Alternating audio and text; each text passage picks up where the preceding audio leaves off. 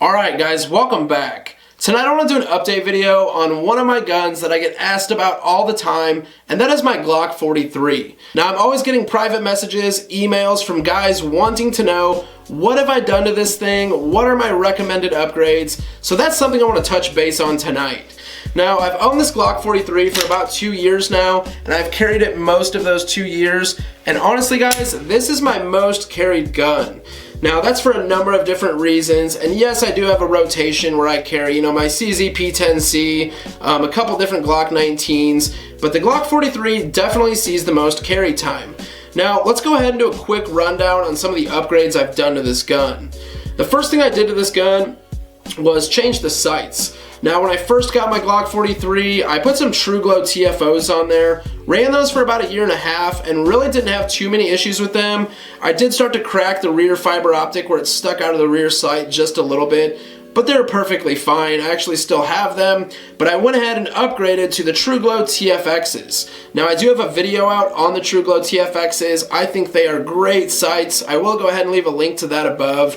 And yes, I own Trijicon HDs, Trijicon HDXRs, XS sights, and these TruGlows. And honestly guys, the TruGlows are pretty high up on my scale anyways of awesome sights for concealed carry. Now the next thing I went ahead and did to this Glock 43 was a stipple job. This was actually like the second Glock I stippled, and I feel like it came out very, very well. Now I personally don't know how to do recessed borders or none of that fancy stuff, but I feel like it came out pretty damn good. I'm usually getting guys that message me saying, hey, can I send my gun to you to stipple? And no, I don't have an FFL, but in my opinion, I'm not that good at stippling anyways. I got the job done, it looks good, and that's all that matters to me. Next upgrade I did to my Glock 43 was the Streamlight TLR6. I've had this TLR6 for about 1.5 years now, and it has just been a great, great light. Look how thin that thing is, and it doesn't protrude the barrel. This thing just adds no bulk whatsoever and really doesn't add any weight to the gun. In my opinion, the TLR6 is the best light out there for the 43 or say Smith & Wesson Shield. But once you get into like the Glock 19 size guns, I personally would steer more towards like an Inforce APLC or something of that sort. That's easily became my favorite weapon light for compact size guns. But the TLR6 is a great light if you have a Glock 43 or a Smith & Wesson Shield. After the TLR6, the next upgrade I made was this Agency Arms flat face trigger. Now when I ordered this Agency trigger, I also ordered a trigger from Agency for my Glock 19. Now what I found with these two triggers was that the Glock 19 trigger wasn't nearly as nice as this Glock 43 trigger. And let me show you why this trigger setup is one of my favorite Glock trigger setups.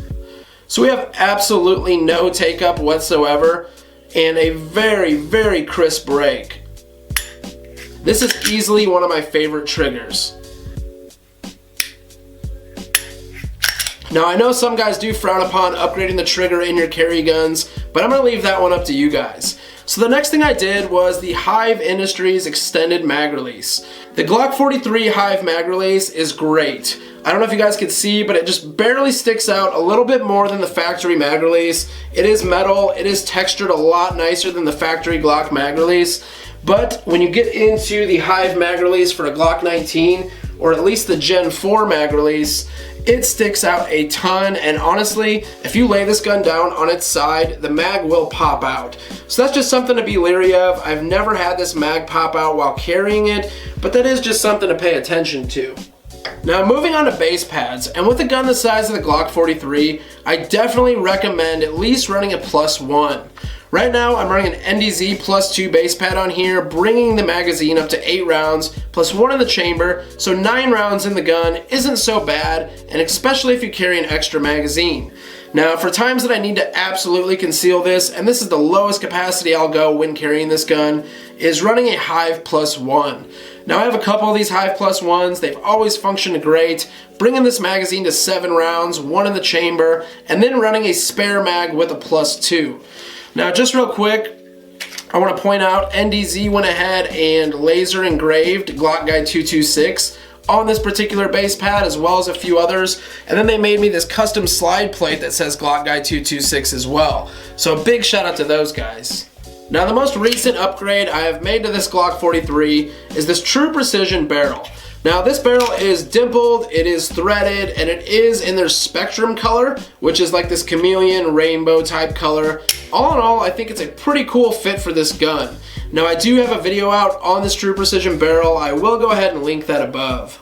So now that we covered the upgrades, let's talk a little bit about why my Glock 43 is my most carried gun. Right off the bat, and this is like 99% of it, it's a single stack gun that is slim and compact, and I can conceal this thing 100% of the time. Now besides that, the biggest thing with the Glock 43 is it just works. It's reliable. It wasn't meant to be a pretty gun. I know a lot of guys think Glocks are ugly, and when I first got into guns, I honestly thought Glocks were very, very ugly, but once I started realizing how reliable they were, I started shooting them, I really fell in love with them. Now, don't get me wrong, I am starting to get into a lot of other guns. I'm not just the biggest Glock fan in the world. If you don't like Glocks and you like something else, that's good with me. It's not gonna hurt my feelings. But personally, I know how reliable this gun is. I know how reliable my other Glocks are. So it's just something I do trust my life to, and I do choose to carry them. The next thing would be capacity. Now for a gun of this size, getting 9 rounds in the gun really isn't that bad. Especially when I have a backup mag with an extra 8 rounds. I feel a little bit better with the size of this gun, knowing that I have a decent amount of firepower with me. And yes, I know when I have my Glock 19 in a spare mag, I have 30 rounds on me. So that is a lot better, but for my personal situation, I'm allowed to carry at work. It just has to be concealed 100%. So the Glock 43 lets me do that, but I also feel like this gun is still big enough for me to shoot very, very well. It is big enough to fight with if I had to do that. It's not like carrying an LCP2 or something, you know, that my pinky's hanging off and I just can't shoot worth a crap. I can honestly shoot this Glock 43 just as good as I could shoot any of my other full-size guns. The Glock 43 has really become like an extension of my body. Most of the time I really don't even realize it's there, and a lot of that's due to a quality belt and a quality holster. But guys, the Glock 43 has easily become my favorite carry gun.